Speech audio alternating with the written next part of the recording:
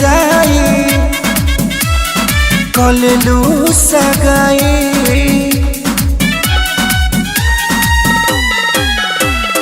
जाए हर जाई कलेलू सगाई लगले बारात तो हटवरा पोयाई पियावा के संगवा अपना रहबू सुकून में बेवफाई भरल बा तोरा खून में गली सुन के चल जाइए जून में बेवफाई भरल बा तोरा खून में गली सुन के चल जाइए जून में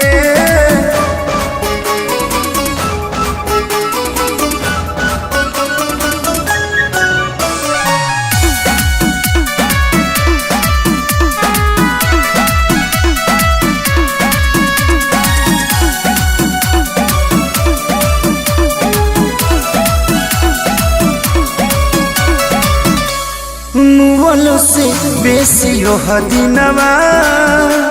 बुझाई जानू सोझा हमारे जब तोहरो मारो कड़ाई जानू काहे ऐसा कहलू हाँ हाँ छोड़िए के चल जाइबू पियावा के गाँव में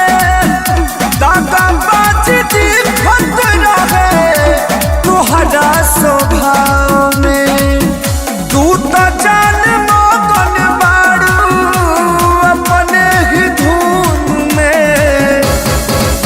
बेवफाई भरल बा तोरा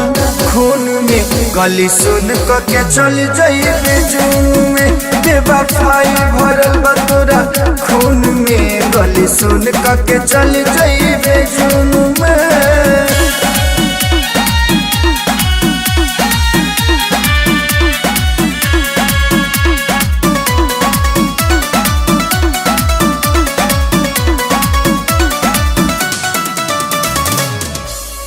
टेंशन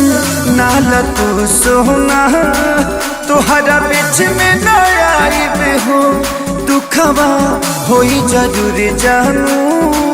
बाकी दूरे चले जाइबे हो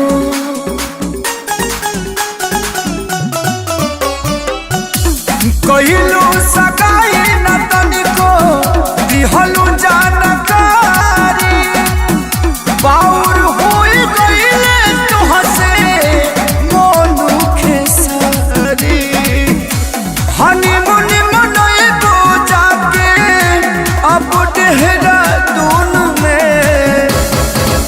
बेवफाई भरल बा तोरा खून में गली सुन के चल जाइए जून में बेवफाई भरल बा तोरा खून में गली सुन के चल जाइए जून